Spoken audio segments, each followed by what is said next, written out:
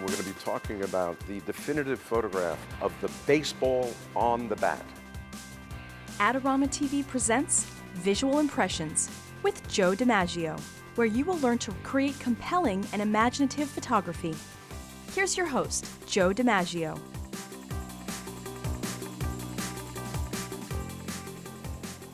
Hi, this is Joe DiMaggio for Adorama TV, and we're going to be talking about something that we all strive to do, and that's to get the definitive photograph of the baseball on the bat. It's called the bat on the ball. Everybody strives for that. All of the pros do, all of the guys from SI, everybody tries to get that, Major League Baseball, and that's what you want to do. Now, let's understand something.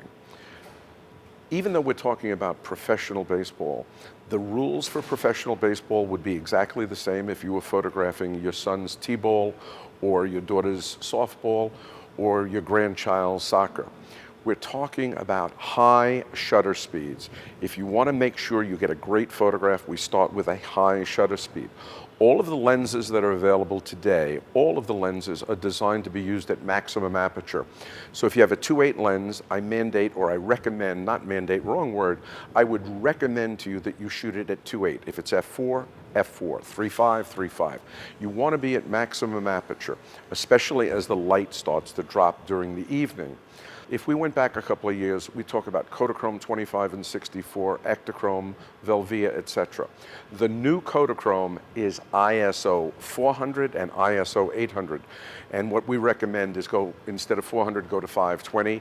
Instead of 800, go to 920 or 720, somewhere there, an odd number. That's what I would recommend to you. Don't be afraid to go up on your ISO. Make sure your shutter speed is over 1,000th of a second all the time, as much as possible, over 1,000th of a second.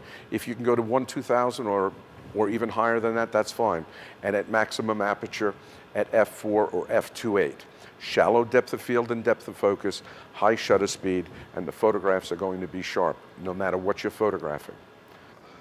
Tonight, what I'm going to do is I'm going to use a 300-2.8 and a 7D, and it's going to have the auxiliary pack on it that holds the two batteries. It's called a vertical grip. And what this allows you to do, a lot of things that you're going to photograph in sports are going to be verticals. So as you can see now, she's in a horizontal position. To go to vertical, you simply, one rotation, your eye is here, and you're able to go to a vertical instantly. You've got your release built into the battery grip. This release is a brilliant idea. The man who came up with this idea was a genius. As a matter of fact, I knew him personally. He worked with a gentleman called Nonaka-san who worked for Nikon Tokyo.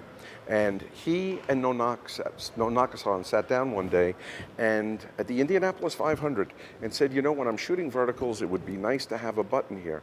So we opened up the camera and we actually made the button. And that photographer's name was Joe DiMaggio. Yes, the Yankee Clipper. I never get that right. What can I possibly say? That is, in my opinion, a great tool. It allows you to bring your elbows in on the monopod. You can move this way, that way. Eye here. What are we always doing with this eye? When we're shooting this way, we're using this to let us know who's coming left, who's coming right. If there's a ball coming to us, whatever it happens to be, it allows us to be aware of the situation. It's critical that you know what's happening around you, to your sides, and behind you. Every once in a while, glance behind you and make sure you know what's going on. What I actually use is a little secret. I use the LCD finder on the back of the camera as a rear view mirror. I can look there and I can see there are nobody in the stands back there. And there's a patch of sun. There's a sun and a lot of shade with one little patch. I use that so I know who's behind me. If you're going to use a piece of glass, whether it's long or short, and you know you're going to be at infinity to, let's say, 90 feet, 80 feet, recalibrate the lens and shut off your closest focusing distance. You really don't need it. It's not necessary. It'll make it easier and faster for your lens to focus. And when it comes to focusing, you want to go to AI servo. AI servo is going to suit you a whole lot better than single. It's going to follow the action left and right and back and forth. So I recommend you do that. Change this, change it to the longest distance, because that's what you're going to be shooting, then go to AI servo, change that. If you're comfortable, go to high continuous. If you feel that you need to do that or you want to do it. Remember, always consider doing a vertical. Verticals make great compositions and they usually make a very strong photograph.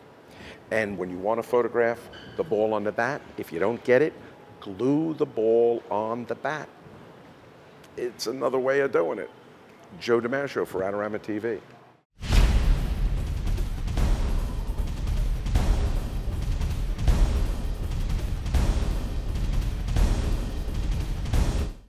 Adorama TV is brought to you by Adorama, your best source for the equipment and knowledge you need.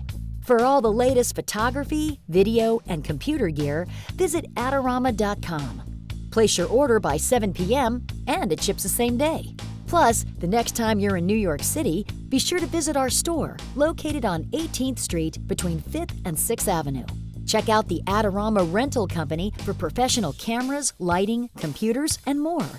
We'll help you make the best selection to match your needs while giving you the knowledge to achieve the best outcome from your rental. Adorama is your complete solution for equipment, printing, training, and more. Adorama, more than a camera store.